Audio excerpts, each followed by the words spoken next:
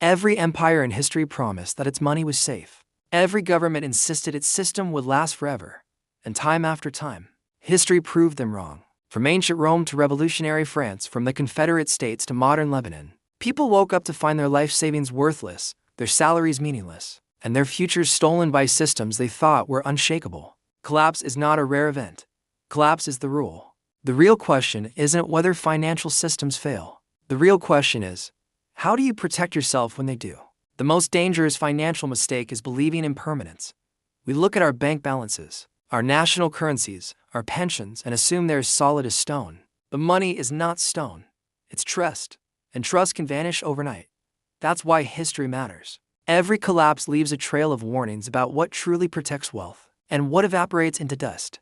And if you study those moments, one thing becomes clear. The survivors weren't the ones who trusted the system most. They were the ones who questioned it first. Take the Byzantine Empire, often remembered as the eastern half of Rome that lasted 1,000 years after the West collapsed. At the core of its power was the gold solidus, a coin so pure and reliable that it was accepted from Europe to the Middle East to Asia without hesitation. For centuries, it was the medieval world's closest equivalent to a global reserve currency. But power always tempts rulers to cheat.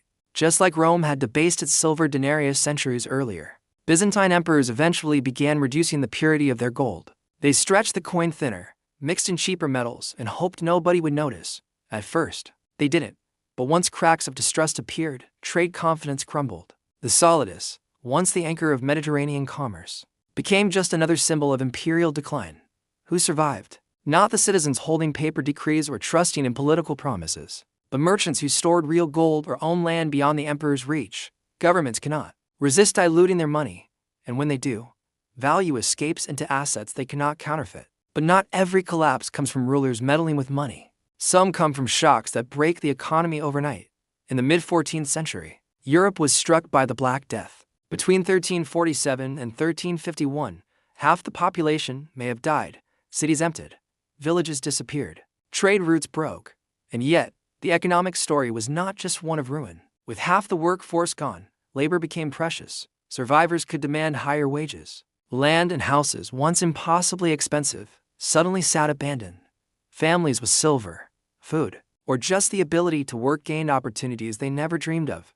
The tragedy created a strange redistribution. Those who lived and had liquidity climbed the social ladder. If this sounds familiar, it should. During the COVID pandemic, supply chains broke down. Governments printed trillions, and inequality widened. Those with cash and assets bought houses, stocks, and businesses. Those living paycheck to paycheck struggled. Pandemics don't just kill people, they rearrange wealth. And those with reserves benefit, while those without fall behind. By the 1340s, Florence was the financial capital of Europe. Its banks, run by families like the Bardi and Peruzzi, were considered untouchable, too important to fail. But when King Edward III of England defaulted on massive loans during his war with France, the illusion shattered. The banks collapsed. Depositors were ruined. Trade froze. Florence, wealthy, powerful Florence, was thrown into chaos. The lesson, too big to fail, is one of history's oldest lies. Institutions exist to profit, not to protect you. When they collapse, they take your savings with them. From Renaissance Florence to Lehman Brothers in 2008 to the Lebanese banks of 2019, the pattern is the same. Most people remember the American Civil War for battles and politics. But behind the gunpowder was a brutal financial collapse. The Union government printed greenbacks, paper currency, not backed by gold, only by trust in the United States. At first, patriotic. But as more were printed, they bought less and less. The Confederacy went even further, issuing staggering amounts of graybacks. By the war's end, Confederate inflation was catastrophic. Soldiers' paychecks were worthless before they could even spend them. Families carried bags of money that couldn't buy bread. The winners weren't the ones holding patriotic paper. They were the ones with land, food, or gold, assets that couldn't be printed away. The lesson Americans rarely hear: your own country has already lived through a currency collapse. In the 1790s, revolutionary France introduced the assignat, paper money backed by confiscated church land. In theory, stable. In practice, a disaster. The government printed them endlessly. Prices skyrocketed. Wages lagged. Farmers refused to sell food for paper that meant nothing, bread. Riots exploded in Paris.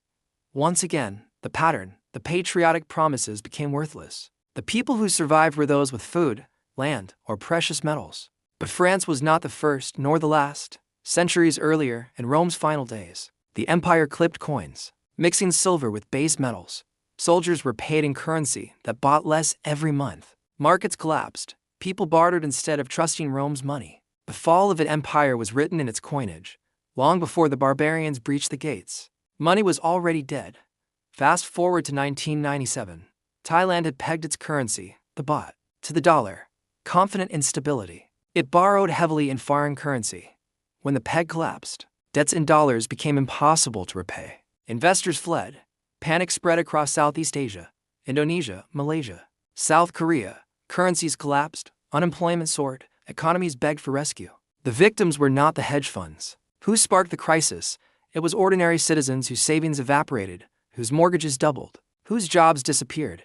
Those who survived, the ones holding dollars, foreign accounts, or real assets. Debt in someone else's money is a death trap. And then we come to one of the most brutal recent lessons. Lebanon. Between 2019 and 2021, Lebanese banks literally locked their doors. Deposits frozen. Withdrawals limited. The currency lost more than 90% of its value. A lifetime of savings became pocket change. Doctors, engineers, middle-class families all wiped out. People lined up outside banks begging for access to their own money. But it was gone. The survivors weren't the ones who trusted the banks. They were the ones who had diversified abroad, kept cash outside the system, or owned real assets. Your money in the bank is not a treasure chest. It's a loan to an institution that can refuse to pay you back. But if you think this is just modern chaos, go back further. The Byzantine Empire, once the strongest state on earth, collapsed slowly under debt and corruption. Heavy taxation broke farmers. Inflation eroded trade. Trust collapsed long before the city's walls fell to the Ottomans. When empires collapse, it's not just armies that fail. It's money, credit, trust. The Black Death in the 14th century wiped out half of Europe's population.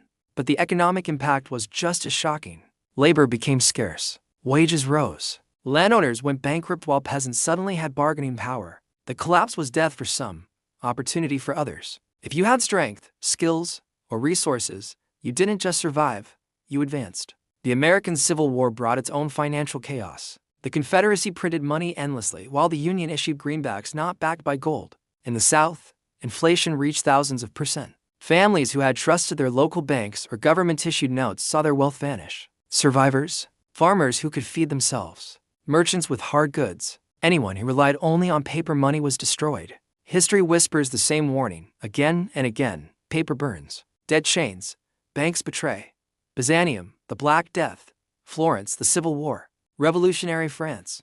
Asia. Lebanon, the details differ. The lesson repeats. Paper money collapses. Debt destroys nations and families. Big institutions are fragile. Trust lasts only until the moment it breaks.